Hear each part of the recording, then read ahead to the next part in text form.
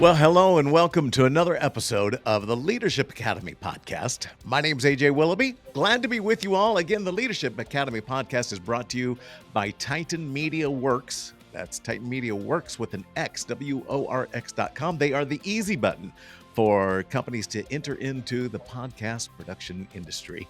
So, getting on with the show, the Leadership Academy podcast. It's all about leadership. It's all about the stories of leaders and how to become a better leader for your business, for yourself personally, and for dealing with people.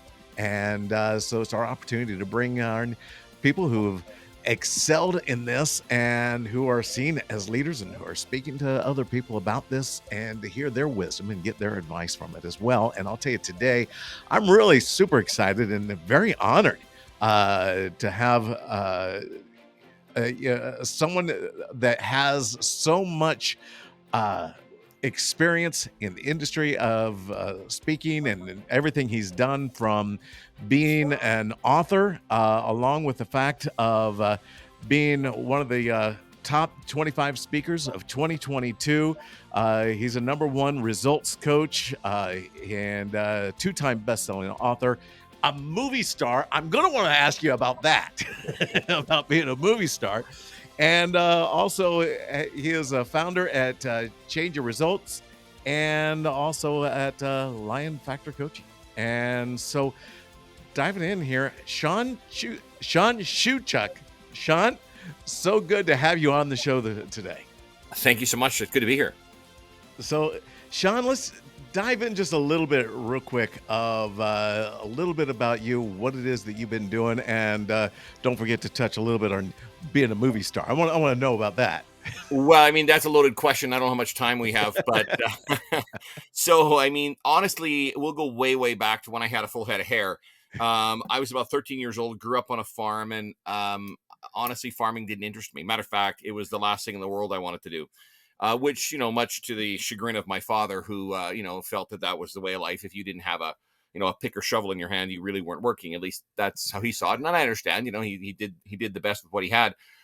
At about 13 years old, I was reading a magazine. The back of the magazine, there was a little ad said something to the effect of helping businesses grow and to order a book.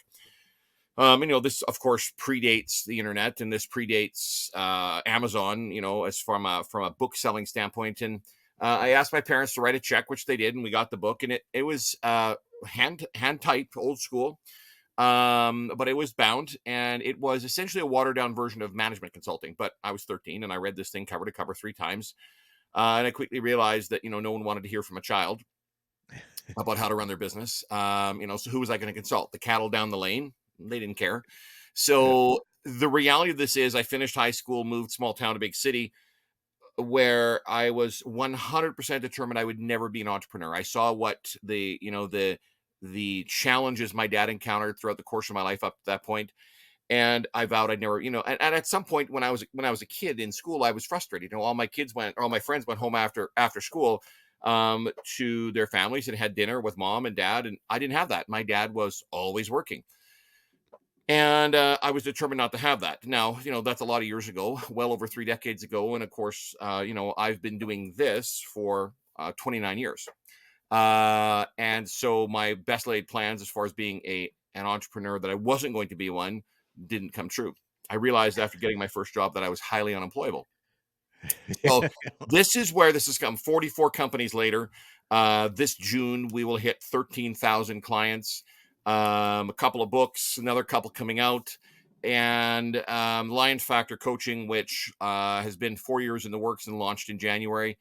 This is, where I'm at. This is what I'm supposed to be doing. This is what I'm passionate about. This is what drives me. This is what gets me out of bed in the morning.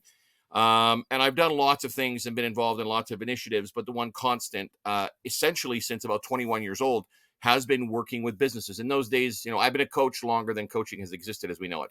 In those days, it was called business consulting, and I went and knocked on doors. And when I made a determination that something dramatic had to shift and change in my life, because I'd gone through some real significant challenges, and I talk about this from stage, and I talk about this in my first book, Change Your Mind, Change Your Results.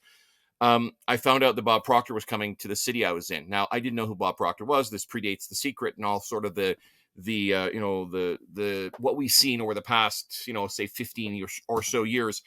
And I didn't pay for it. It was $1,500 for, a Friday, Saturday, Sunday event at a local Sheraton hotel. But I showed up on Friday night at 6 o'clock after he finished speaking, and I walked past the sign-in desk, and his staff were chasing me because I didn't have the name badge on. And Bob was at the front of the room packing stuff in his briefcase. And I walked up, extended my hand, and said, "Bob, I want to have a conversation with you about you coaching me." And for those of you who know Bob Proctor he passed away a couple of years ago now. And ever heard him speak or watch his videos online, etc. He was one of the best speakers in the world by far. Mm-hmm. Bob in person was probably the most direct, blunt individual that I have ever encountered in my life. And Bob looked at me, shook my hand, looked at the hallway leading from the ballroom to the lobby of the hotel, pointed at the lobby, said, "That restaurant tomorrow morning, 7 a.m., don't be late." And he walked away and left me standing at the front of the ballroom. I was in the restaurant at 7 o'clock. I was dressed appropriately because Bob was always dressed impeccably. Yeah. And Bob came in, we shook hands, sat down, and something struck me interesting in that restaurant. There was about 700 people in that hotel staying upstairs attending his event. Not one person asked him for breakfast. There was no one there. The server came by, and she took our order. Bob ordered his dry toast and eggs. They came within mere minutes because of the fact that nobody was in the restaurant. And Bob looked at me and he said, "Can I ask you a question, Shawn?" I said, "Yes." Now keep something in mind for all of you watching and listening. I grew up in a very conservative home, and I don't mean politically. The word, like necessity meant something dramatically different then than it does today. We didn't get new shoes till there was holes in the bottom of our soles of our shoes. The luxuries of life, that wasn't part of it. Don't take me the wrong way. I had a great childhood, but we weren't exceptionally wealthy. And Bob looked at me. And by the way, money was a taboo topic. You never asked somebody how much money they made. Like that was inappropriate. That was, and Bob looked at me across the table. I'd never met him before the night, the last evening. And he says, "Shawn, what's the most amount of money you've ever earned in a year?" And I looked at Bob and I said, "Who the hell do you think you are?" And Bob looked at me and he smiled knowingly. He said, "It's okay, Shawn." He said, "I've probably earned more than you have." I'm like, "Okay, you're right." He said, "But it tells me two things. It tells me, one, how you see yourself, and two, how you value yourself." And I was like, "Oh my goodness, where have you been all my life? Why has no one ever?" I mean, I sat there, in a spell for the next 40 minutes while we talked. And that was the beginning of really a transformation in my life that changed. That's where I went, okay, things have to be different. And I chose to work with Bob, and I tell that story, from stage and different material that I put out over the years about how I engaged with him and what the investment was. And at the end of the day, doing what I do is a passion. When I get out of bed, I'll give you an example. Last night, I looked at my calendar on my phone before I went to bed, and I said, "Hey, I have an interview tomorrow." This is an opportunity for me to share with an audience that perhaps has never engaged with me or heard of me before. Now, I hope they have. I hope they've read, especially the first book, Change Your Mind, Change Your Results, which, by the way, Bob Proctor was kind enough to do the foreword for back when it came out. And the reality of this whole thing that we talk about in the coaching realm and being able to serve and support others is about change. And I have found throughout the course of the last almost 30 years that change comes very difficult for people. Most people will consciously choose to remain the same until the pain of remaining the same is greater than the pain of change.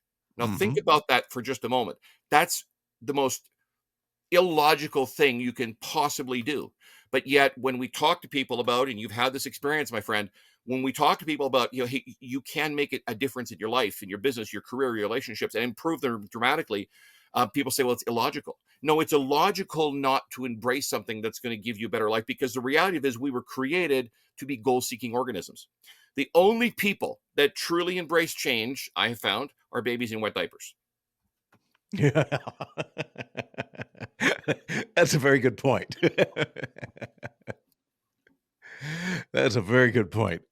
So, all right. So at 13, I'll just tell you right there, you don't see many 13-year-olds these days who are looking at how to excel and how to get into the business environment and do all that. So I that's would agree. I would agree. But I'll say this: I'll throw a good word in. I don't want to sound like my parents, because I remember my parents when I was a young guy saying, all the kids today were doomed because of our kids. But I'll share this. There are some, and I watch this going to events, speaking at events, even traveling. In airports. I can't remember I was either in Toronto or I was in at O'Hare, and I don't remember which airport. And I was sitting waiting and I'd come down from the lounge and we're probably 10 minutes from boarding. And this woman was sitting, I don't know, maybe 15 or 20 feet away from me. And she got up, and I guess she had opened her purse or something while it was on her lap, and she'd forgot to, I don't know, close it. And she got up, and there must have been 25 items that just kind of flung from her lap out of her purse down the tile in the hallway. And there were a bunch of, I don't know if they were cadets or what they were, but and these kids went and picked up every piece of whatever makeup and wallet and credit cards and lipstick and whatever it was, and brought it back to her. And there are a lot of good kids today, but generally speaking, I think we live in a world that is different than it was perhaps Hmm. when you or I was, at that age. Right. Bright-eyed and bushy-tailed and a full head of hair. But the reality of it is, yeah, I'm a different breed, I think. And I've raised my kids to be that way as well, because um, sitting with the sofa seatbelt on and waiting for somebody to do something for us is not the answer.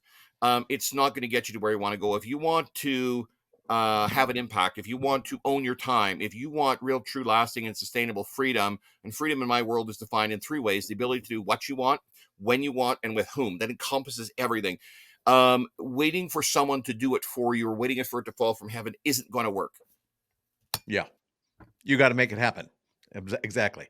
44 businesses. So you've started Yes, sir. 44 businesses, and I'm assuming some, you have been extremely successful, some that failed, some that were exit strategies, a combination of things. Yeah, I don't know about failed. I mean, I've had failures. I'll say this: I've lost more money than most people have earned, and I'm not bragging.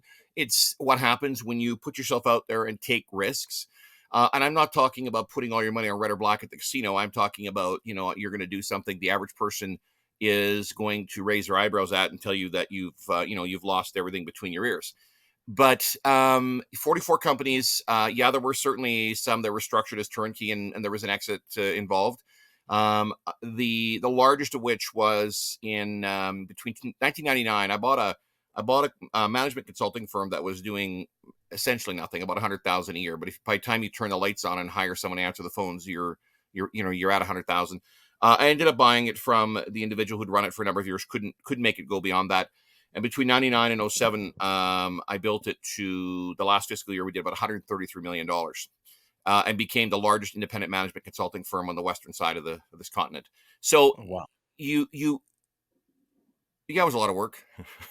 I was, Yeah. and I was building three companies at the same time. So and still doing a lot of this stuff, working with individuals and entrepreneurs, and when and I didn't have kids at the time, so I mean that's a big factor in all of this. For those of you watching and listening or have kids, it takes a different kind of management skill to manage your calendar. The reality of all of this is, if you want something, go and do something about it. If you are in a place today in your life, in your business, career, relationships, that you don't want to be, the only person that can make a decision to do something different and change that situation is you. So go do it. Yeah. And a lot of people say, Shawn, will you make it sound easy? No, I didn't say that. Building large companies, starting a company, being a startup, going after capital, um, any one of these, and a whole host of other topics. I didn't say they were easy, but nothing worthwhile is going to just fall on your lap. And if you Right. and if you believe that it does, watch people who win the lottery. There are countless stories where they've won millions, hundreds of millions of dollars, and are flat broke within a year or two. Yeah. And so understand why that is, right? Because, and it's the same thing with when I work. Line Factor coaching is about coaching coaches. Most coaches can't afford to pay attention, never mind their bills. If you want to grow, expand, and scale, if you want to own your time, if you want to have a positive impact, what you need to generate money. Most people today in the Western world have a really hard time saying, here is my value, and I need you to pay me X as a result of the value I bring to the table. So for the confident among us, change represents opportunity. Hmm. Absolutely. All right. So 44 companies. You started those. So you've got some experience in knowing, looking at businesses and trying to figure out, okay, what's going to be profitable and what's not. Let's talk about that for a minute. I do have to answer your question about the movie, but go on, please. Oh, yeah, you do. So, all right, let's go to the movie here for a second. I want to know about that. So many years ago, I was approached by a gentleman out of Southern California who said, Shawn, do you want to be part of a movie around coaching? Brian Tracy's in it. And I said, maybe. Send me in some information. And so he did. And I ended up hopping on a plane and going down to San Diego or Carlsbad, I guess it was, and was part of this. I didn't know a lot about it at the time. And the quality of the production, when the movie came out finally, the quality of the production was, quite frankly, horrific. It was like, I'm embarrassed to say I was part of it, other than the fact that the message was good. And I know a couple of the guys. Sir Darren Jacklin was in it. Brian Tracy, myself. There's other people, like a couple other people I don't know. But it really got me thinking about this. Why can't I do this? So a number of years ago, I made a decision after having a few conversations with people, and this is how you grow, expand, and scale. You do some. I don't know any, or at the time I knew nothing about making a movie. Sure, I knew what a movie was. I knew what a DVD was. I was going to do a movie, and I put together a bunch of really amazing people, and I went out and spent a whole bunch of money on a whole bunch of equipment, put a green room into our office, green room studio, and we did a movie. And it's called Game Changer, and it's out there, and we still see a ton of business come as a result of this. And I vowed at the end of that experience, which, by the way, was not an easy or cost-effective experience. It was very expensive. But at the end of the day, it was an incredible experience. I got Jay Fazette, who probably is fairly well known, and Laurel Langmeyer, who was in The Secret as well, with Bob, actually. Both of them joined in on this and were part of this production, along with a whole bunch of other really amazing and incredible cast members and entrepreneurs and coaches and authors. That's where this came out. So when this was incredible, the number of people that became involved supporting this project, including the post-production team off the Eastern Seaboard, who did all of the work, which was an 18-month process to get this thing finished. It's great to have raw footage. It's a whole other thing to make it into an actual movie. And these guys were amazing. They did it for basically what their cost was. And so, yeah, that's where the movie side comes in. Now, let's jump ahead a few years post-pandemic. I have a gentleman off the, again, eastern side of the continent who has decided he's doing a movie, and he's asked me to be an advisor, and he's asked me to be, I guess, what you'd call an executive producer. And so there is actually another production in the works as we speak that'll be coming out at the end of this year, or close to the end of this year, fourth quarter of 2024. Again, and this one is unique in that, and it's fresh in my mind because I actually shot my part of it here over the last few days. And he's asked me to be kind of the voice of it. But the important part about this whole thing is it's not just about a movie, it's about the impact. Listen, I can stand in front of a video camera and I can talk all day long, but if nobody sees it, it doesn't do anybody any good. Right. My ego is not that big that I have to see myself on screen on a constant basis. The purpose behind this is a give back. How do I help somebody who doesn't, like, if you walk down major streets or major cities, and I talk to somebody about coaching, the first question you're going to get asked is, what sport? People like you and I, and some of you listening today and watching this, live in a bubble. The life we lead and understanding what we understand and know, and what we put an emphasis on learning and the continuation of that process of becoming better, is not normal. This is not what average person does in United States, Canada, UK, Australia, etc. This is not what happens on a daily basis for the average person. The average person gets up at whatever time in the morning, does whatever they have to do, goes to work, comes home, flips the TV on, watches, goes to bed, and does it over and over again. The last time they cracked a book was high school or college or whatever their last, their the highest education or if they're required to by their boss. Right. So if you want, people always say to me, Shawn, when I step off stage, they say, Shawn, I want to do these 6 and 7 figure deals. And then I'll have people say to me, even folks that aren't necessarily young, and they'll say to me, well, I posted something on Facebook or Craigslist, or I'm like, and you think that a 6 or 7 figure deal is going to come from a post on a platform? Not likely. These type of things are based on strong, powerful, and high trust relationships. They happen over, cups, plural, cups of coffee, over dinner, over lunch, a glass of wine, whatever it is. And when you have those relationships, that changes the dynamic of what you are, who you are, and how you function in life. If relationships are power, and if you look at people today with power, it's not based on the fact that they have a title on their business card or 16 designations coming off the business card after their name. It's based on relationships. Yeah. If you want something in life, yeah, put yourself out there. The movie, great idea. Doing different things like a podcast and some of these different mediums, they have to be a reality. You should have a book. If you look at truly successful people today, they have written about their experiences, their business, their life, and they've told stories. If you really start to understand anybody, what life's about, it's about sharing. Yeah. You said something really key there as far as relationships and the importance of that. And just to summarize something from the Bible, as far as uh, where I'm not going to get this correct, but relate relationship, your word and your reputation is better than gold, and that is so true. Reason being is because those relationships that you have, so your reputation, the reason it's better than gold is because you got the power through the network of the people that you have in knowing that, and you're not going to be able to afford everything it is that you can get through having the right relationships and 100%. having a great reputation. 100%. My dad used to say something, and he keep in mind, he's a brilliant man, but he was a farmer and he's a simple man. He said, Shawn, the only thing you take with you is your name. Yeah. And so I've done my very best, for the 5+ decades I've been on this planet, to live my life and run my businesses in that way.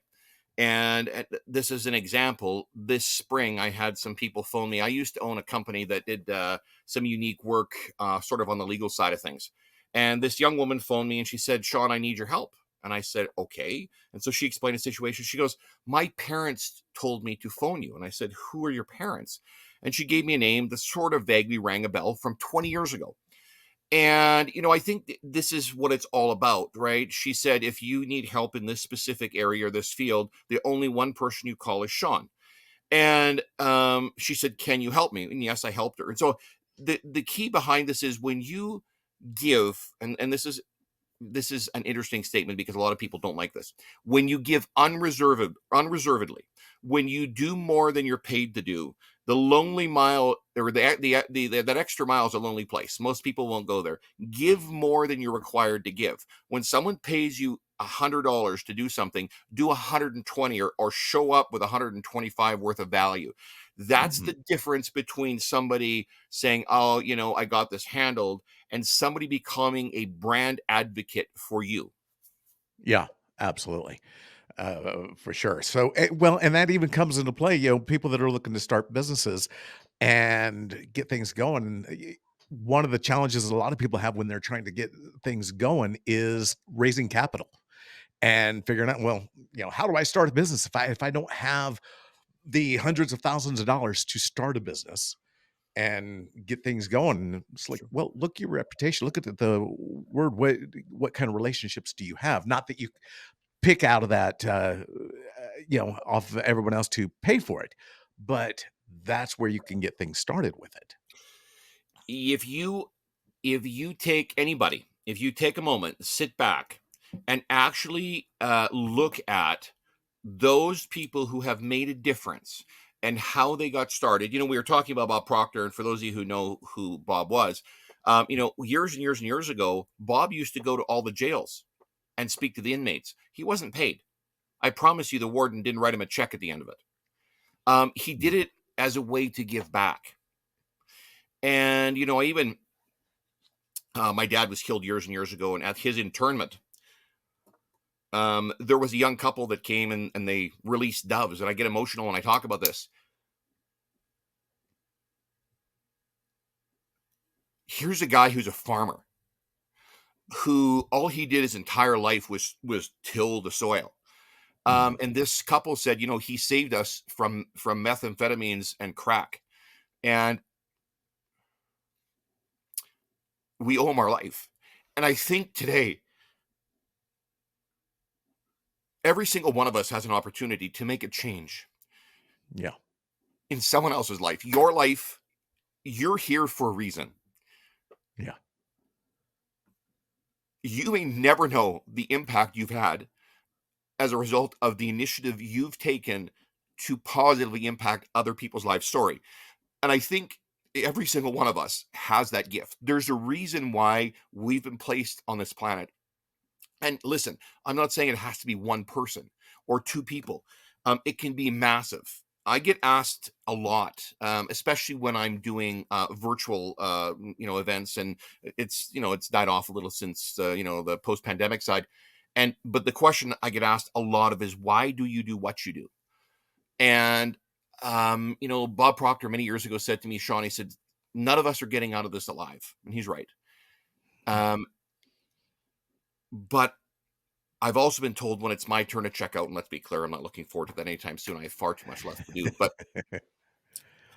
if that's the case, and when it is my turn to check out, I want to make sure it's a movie worth watching.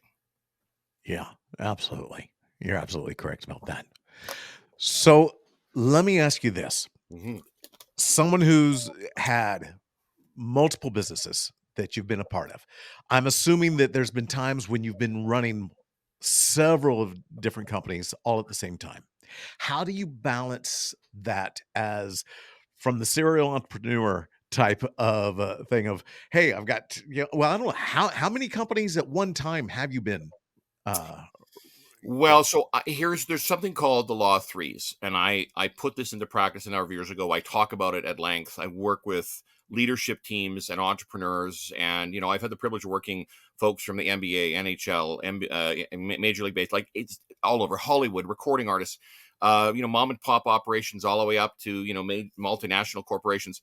The one thing that's imperative, if we have more than three things on our plate at the same time that we're trying to focus on, will default to nothing.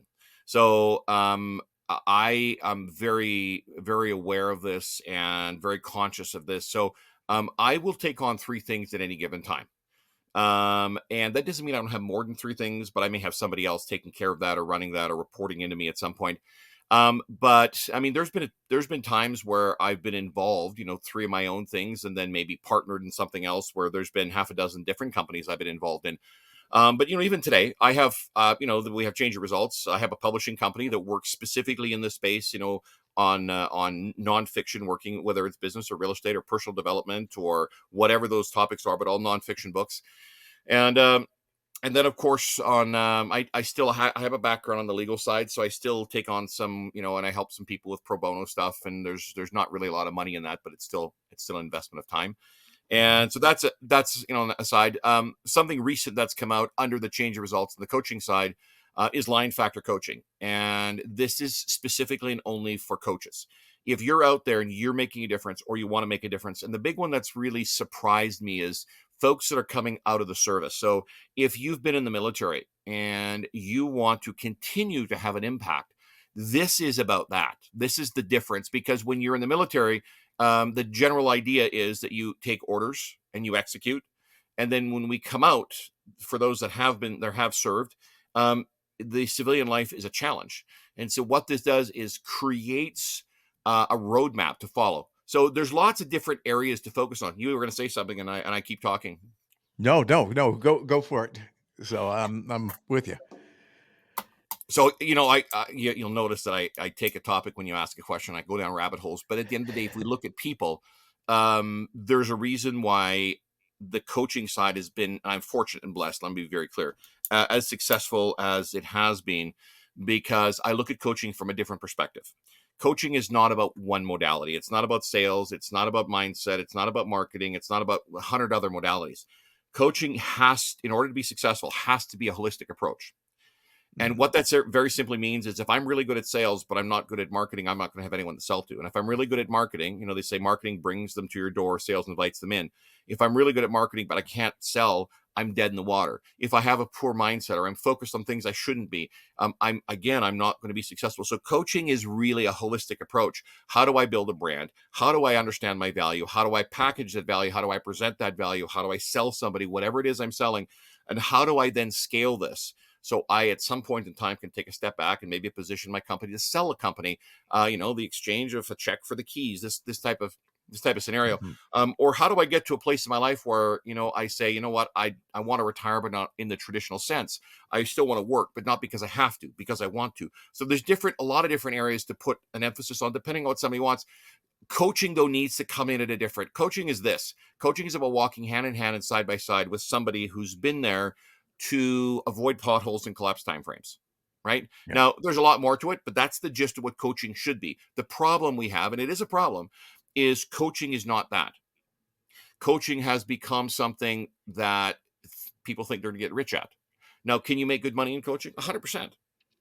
But if you think that tomorrow you're going to go sit in a hotel ballroom for a weekend and someone's going to hand you a piece of paper that says you're certified in something or other, and then you're going to go out on a Monday morning and make millions of dollars, there's a big mistake in that assumption. Right. And you have to have a little bit more than that behind you. It's going to take a lot more work to generate business and build that reputation, that brand, that following. And some of it comes down to things like you're doing a podcast, writing a book, becoming part of a community like Lion Factor Coaching that you referred to at the outset.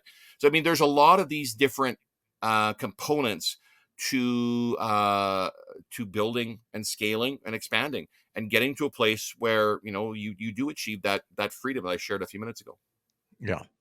Um, there's a whole lot more I want to get in with you, Arn, and I know, but time wise, obviously we've are pushing our time here with this. I would love if you're open to this, and we could talk about this after, too, as far as your time, to have a follow up conversation and to do another, have you on a part two, because 100%. we have not even talked about the book yet, Change Your Mind, Change Your Results, which is something that I want to do. And also just more on starting businesses and getting businesses going, and just from a coaching standpoint of just, advice you have. Let me ask this, though, because this is something that I ask of every guest that comes on. And so I know we'll have to be quick on this, but in your experience, if knowing what you know today, what would be the one piece of advice that, had you have known this piece of advice when you first started in your career in doing everything that you're doing now, the one piece of advice that you would have to offer to someone else who's in that place, what would that advice be? It's a great question. I get asked similar questions a lot, especially in interviews, and I'll share this. I think this is really important. I think there's a two component answer to this question. One, stop sitting on the sidelines. You never score a goal sitting on the bench. Full stop. Get in there and make it happen. Is this the right time? Stop asking that question. Okay. I'm going to pull a page from Bob Proctor's book of when he was in person, not on stage. Um, is it the right time to start a business? Yes. Can you create your economy? Yes. Do you want to start a business? Yes. Do it today. Okay. If you need help and advice, call our office. Find somebody who knows and engage them. And then the second, and this is what I didn't know way back when, get a coach.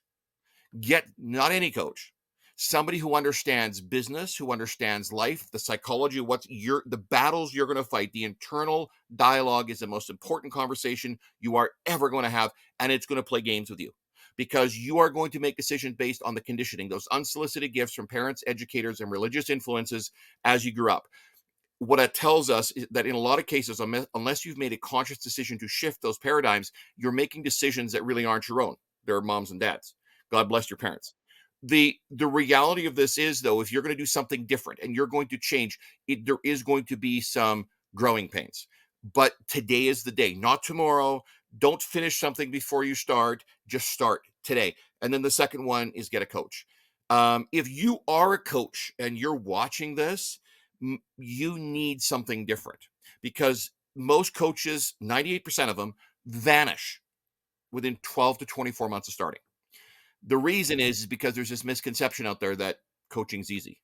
It's not. Bob Proctor said something to me about 26 or 27 years ago when I said to him, I think I'm going to get into coaching. And he said to me, Shawn, he says, it's the toughest business you'll ever get into. And then probably about 15 years ago, him and I were on a cell phone call. I was walking down the street somewhere. And he said, so? And I said, what? He goes, was I right? I'm like, about what? He goes, oh, you know. And he was talking about that conversation. And yeah, when you have to sell something that is intangible as a coach, it presents its own unique. If I want to sell you my phone or my laptop, it's easy. Features, benefit, and value. But when you pull something out of the ether and say, I'm going to sell this, it takes on a whole different life of its own. And the conversation is dramatically different. Most people can't do it because you can't sell a product. And so understand that in business, we have to look at each one of them through a different window and say what can translate from this window to this window. And some does and some doesn't. Anyway, so those are the two things. The other one I would say to you is this: stop listening to everyone else in your life unless they're supporting you. The biggest detractors are going to be the ones closest to you. Absolutely. Yeah. And they're going to do it out of good intentions, thinking that they're trying to help you. 100%. But think about this. At a subconscious level, nobody ever wants someone else to become more successful than them. Yep. You're absolutely right. Yeah. Shawn, this has been amazing. This is incredible. I am looking forward for us to have the follow-up conversation about all this as well. Again, you've been listening to the Leadership Academy podcast, brought to you by Titan Media Works. Titan Media Works is the easy button for companies getting into the podcast field if you're interested in getting into podcasting, but you don't want the hassle of all the production and all the hassle getting up on the internet and everything else that comes with it, then check them out. Titan Media Works, WORX.com. And they can help you out. Thanks again, Shawn. And again, we will do a follow-up. For everybody else, have a great one. We'll see you next time on the Leadership Academy podcast. Thank you.